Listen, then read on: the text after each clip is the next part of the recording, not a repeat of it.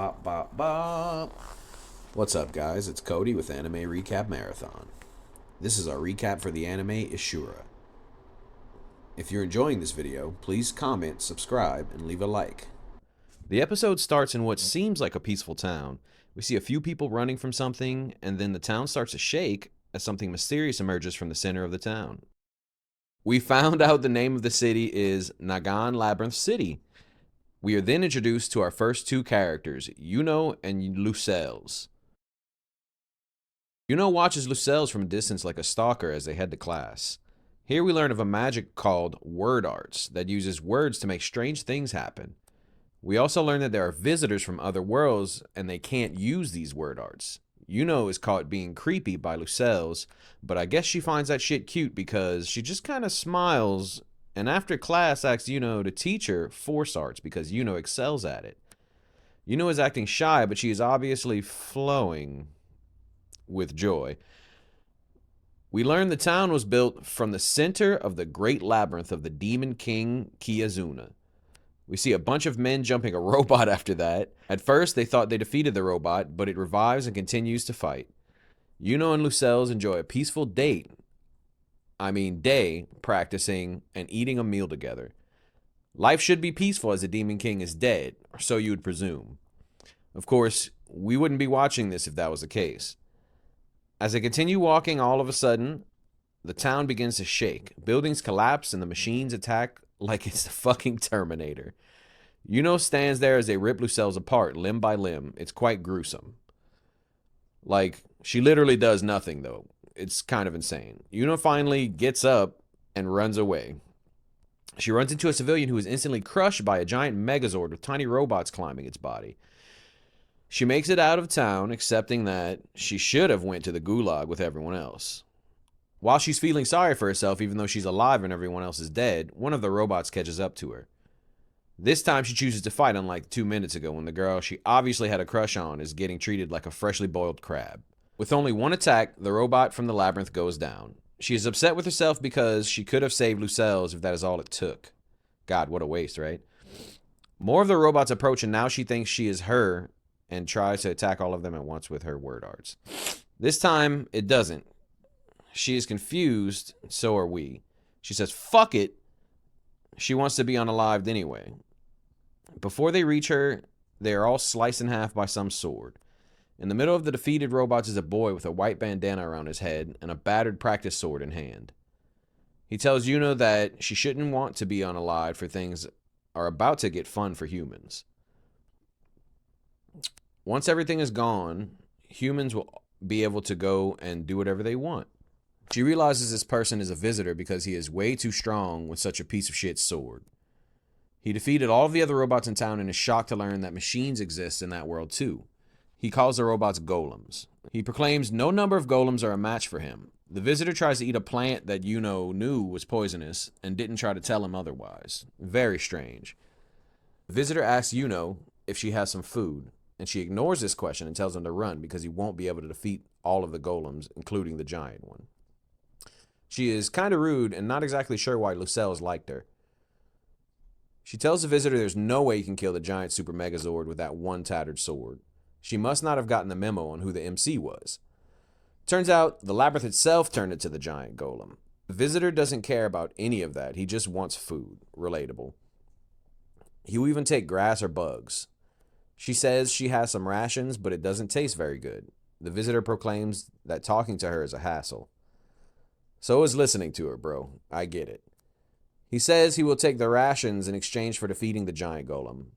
He obviously doesn't care about anything else but the thrill of fighting. He's in it for the love of the game. Yuno disturbingly asks, what is his name? He is the last Yagyu on Earth, Sojiro Yagyu of the Yagyu Shinkage Ryu. Sojiro asks Yuno to teach him the word arts she just used, but Yuno says visitors can't use word arts because the place they come from is built of the law of physics. He isn't bothered by that and says it's fine because a sword is much better anyway. Yuno again tells Sojiro that he should just run. Everyone is dead and beating that thing won't change anything. Sojiro is only fighting it because he finds it to be entertaining. He charges a giant golem, taking out more of the smaller ones on the way. He reaches such a high speed that Yuno has to ask how he's running so fast. The giant golem tries to attack Sojiro and decimates the entire area surrounding them. Yuno thinks Sojiro was caught in the attack, but then sees him running up its arm. He dodges projectile attacks and uses the smaller golems coming from its body as steps to jump closer to the giant golem. It flings Sojiro in the air and charges a blast attack that Yuno calls the Thermal Arts, and says that it used that attack to destroy the entire city. Sojiro then dodges the attack using the smaller golems again and slashes the giant golem's head, cutting off the top half. He says he is thankful for the smaller golems for being used as stepping stones. The giant golem is still active and swings at Sojiro as he is still standing on top of it. He uses an attack supposedly created by his clan that steals your opponent's weapon and uses their momentum against them. Its giant arm is sliced off and goes flying into its chest, destroying the giant golem. We see its life seal powered down as it falls to the ground. He calls the technique Mutodori. The smaller golems then power down because the main one is defeated. Yuno is shocked that Sojiro won, but immediately turns into a giant hater, questioning if the labyrinth awakened because it senses Sojiro's strength. Maybe he even activated it on purpose. She asks him how he did it. Yujiro says, if you imagine that you created them, it is easy to discover the location of their life seals. Now that is some logic. Amazing writing. Because the legs are too close to the ground and the chest has a burning weapon, it couldn't be there. Since it attacked with its left arm, that means that was its only option. Yuno hands over the rations and Yujiro eats it with the paper on and everything. Bro was starving for real. Yuno admits she hates strong people because they made her life feel insignificant. Sojiro then questions where he should go next to find strong opponents. Yuno then tells him that he should head to Eurasia. It is the largest country that they have and has a lot of strong people. They're gathering heroes from all over the world and planning something really big. Yuno is only telling him this because she wants Gojo to be unalived and is sure someone there is strong enough to defeat him. The second general in Eurasia, wow, what a hater by the way. The second general of Eurasia, Ross Clay the Absolute, Toroa the Awful, Krafnir the Hatch of Truth, Kazuki the Black Tone, Luknalka the Winter.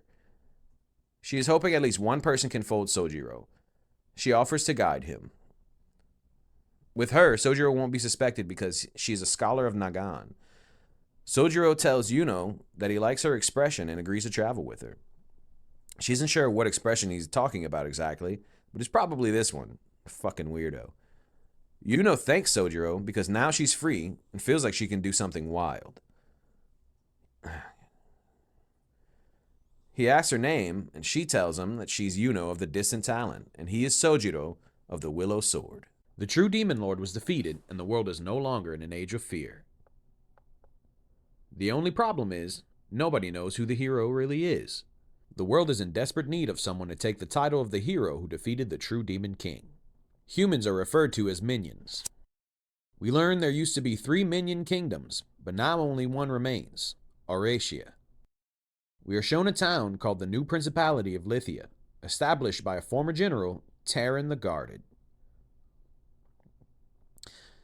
This town was formed by Terran and has broken off from Eurasia. Terran and Lithia are considered threats by Eurasia.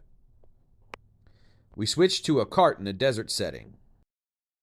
The cart is on the way to Lithia but is being chased by wyverns.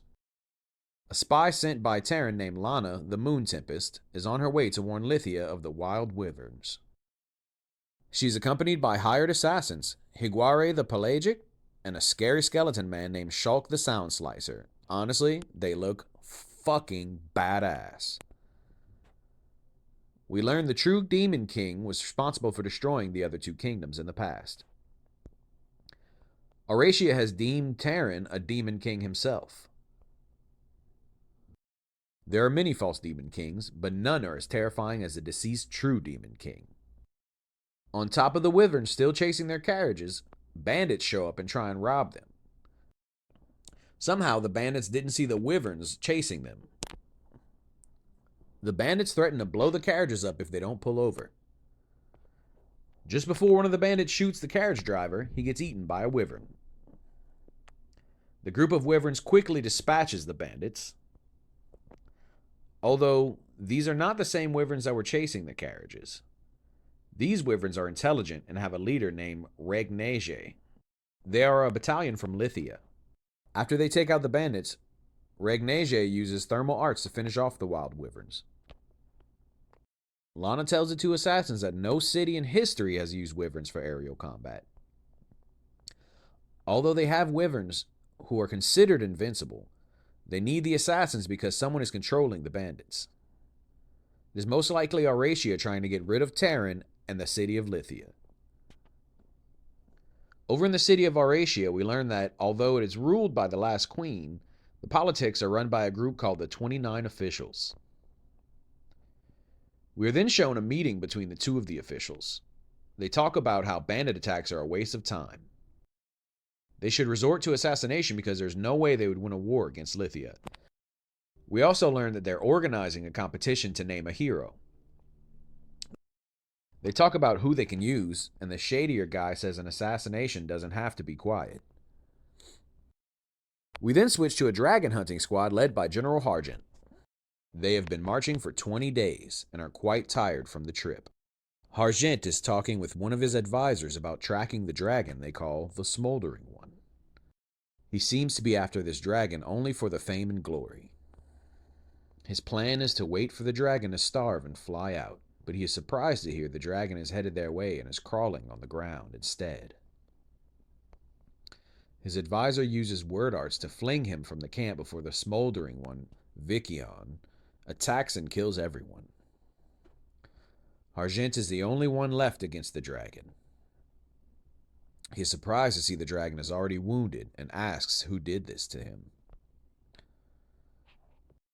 The dragon refuses to say who did it, but then tells Hargent that it was a champion.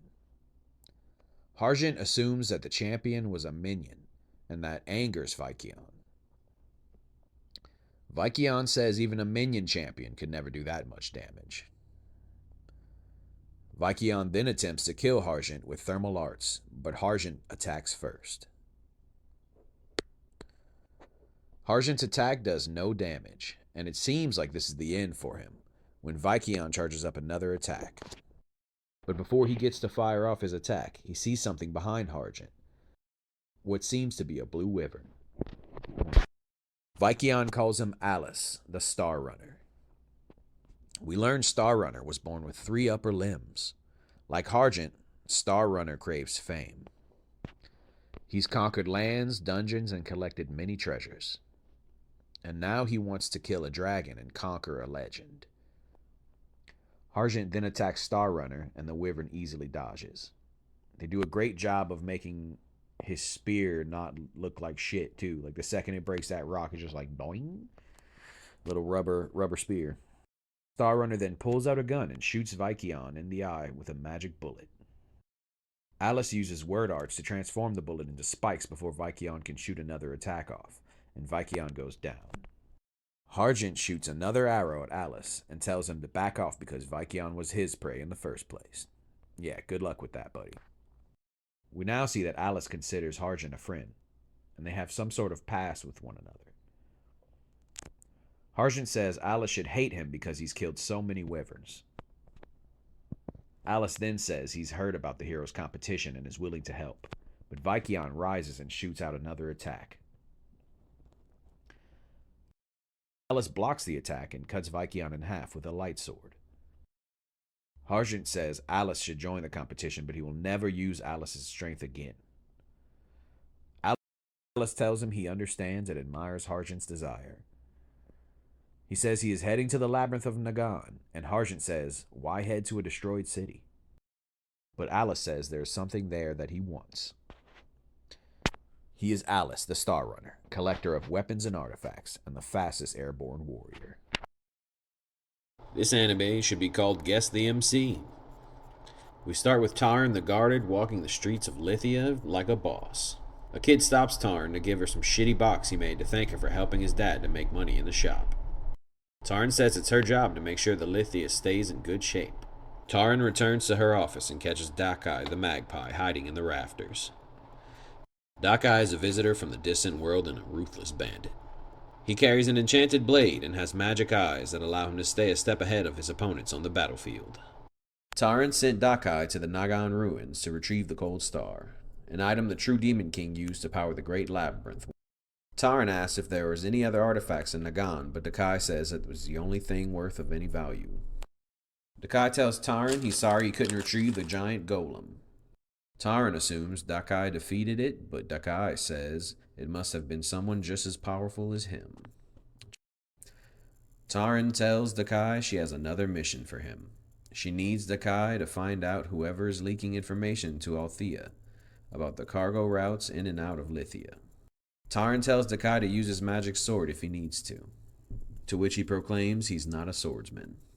Then that night on the streets of Lithia, 3 merchants are discussing sending info back to Althea until they're approached by Dakai.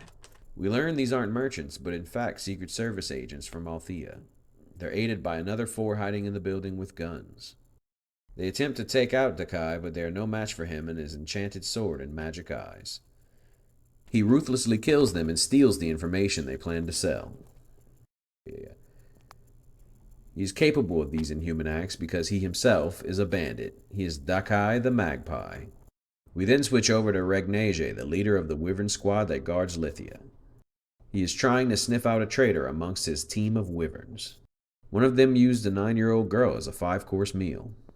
One of the Wyverns tries to snitch, but Regnage is not fooled and kills the one responsible for eating the Lithian.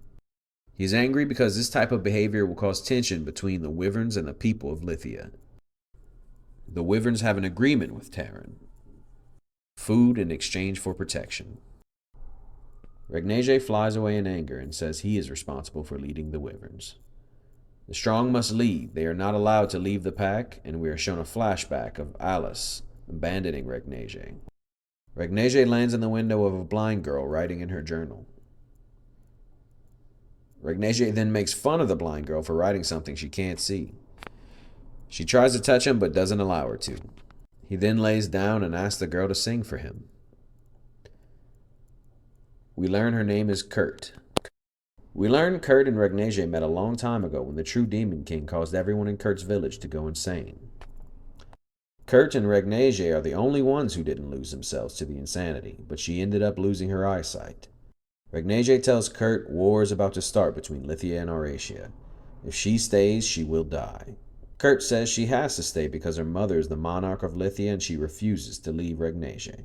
We learn about the legend of the angel and the word maker who created everything since the beginning of time.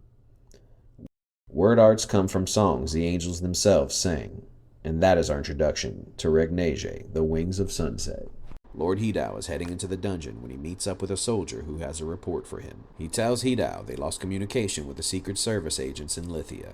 They were taken out in less than a day and no survivors. The soldier needs a tactical squad to investigate what happened. Hidao tells the soldier he should ask Elia the Ragtag, since she is in charge of the tactical squad, but Elia is on an undercover mission of her own. He asks Hidao if they should send more undercover agents. Hidao then explains that they would only be sending them to their death. They then plan an attack on Lithia that would allow them to bypass the Wyvern's detection. They arrive at a jail cell. Hidao knocks on the cell, telling the person inside he knows they are awake. The woman in the cell is named Nihilio. Nihilio the Vertical Stampede is a bioweapon who single-handedly annihilated a whole regional army in Aurasia.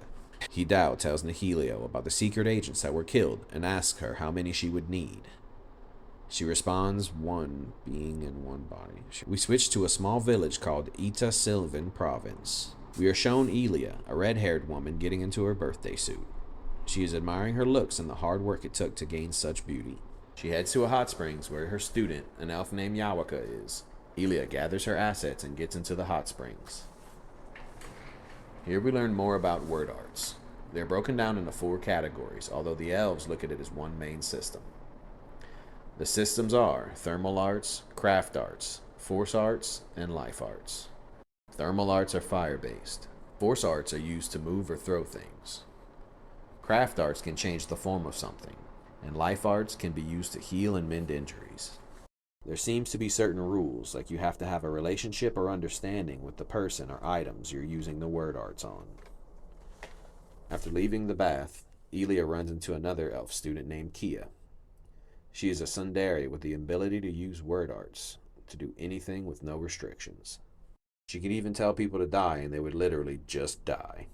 We learn this is the real reason for Elia's undercover mission. She wants to use Kia for the hero tournament. She believes Kia is unbeatable, and if she wins, then no one would look down on Ilia. She plans to take Kia to Aurasia to enroll in the Mage Academy. She's sure that after they leave, soldiers will come and claim the village for Aurasia, stripping it of their special resources. On their very last day in the village, Yawika, Kia, and an elven boy named Thien take Ilia to a mountain peak in order to see a sunset. When they arrive, the view is covered by clouds and fog. Yawika and Thien tell Kia she should just clear the clouds for them. Ilia is confused, but Kia just tells the clouds to move. The sky clears instantly. Ilia sheds tears because she sees her chance for a future through Kia, the world word. I like how the intro starts and it's like, hello. I fucking love music like that. Skip that intro. We are back in Lithia. At the central citadel, Lana has brought back Shulk the Sound Slicer and Higuare the Pelagic to meet Tyron the Guarded. What is up with these fucking names? Tyron is pleased that Lana was able to acquire these two badasses. Lana was also tasked with finding the world word, but claims it's probably just a myth. If someone that strong existed, they would know. They even claim that someone with these powers would be able to end wars instantly.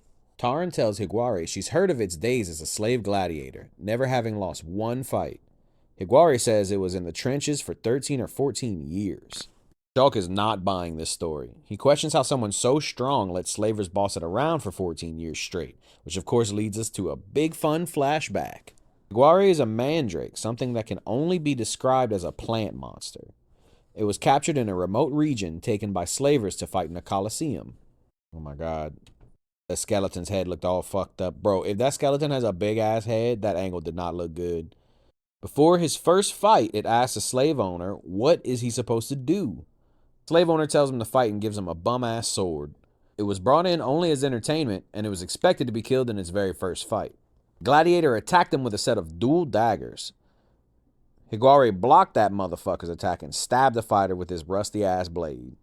That dude looks goofy as shit just standing there with a sword, too. Oh, we got 3D. Oh my god, he fucked that guy's guts up. You didn't expect these branches to have this motherfucking dexterity, baby. Why is he holding his eyes closed? Oh my god, that man. Oh, dude, he fisted the North Stardom. Jesus Christ, dude. Oh my wa mo shindairu. That man's ready to go too, dude. Who's like, who do I kill next?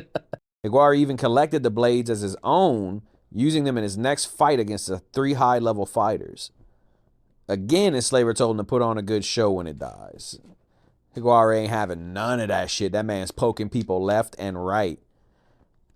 The slaver says you either kill or you die in this arena, and that really resonated with Higuare. Oh my god. I mean, it really did. Joke's on him because Higuare refuses to die and kills all 3 gladiators, collecting their swords in the process. The slave even decides to sell him to a different city with stronger opponents because no one wants to see a monster defeat minions. That man said, what? Fibrovascular bundles. Oh my god. Oh my god, this guy got fibrovascularity. Oh my god. Still, Higuare claims it does not want to die. It is able to use each fight to get stronger and stronger until it becomes the strongest gladiator in all of the arena. Nobody wants to fuck with this guy. Higuare says it can't train if nobody challenges it. The city is then attacked by zombies from the true Demon King himself. Higuare is let out of his cell just to fight these motherfuckers. Higuare is unsure if it even wants to keep living, but it knows it don't want to die. It slices through the entire horde of zombies.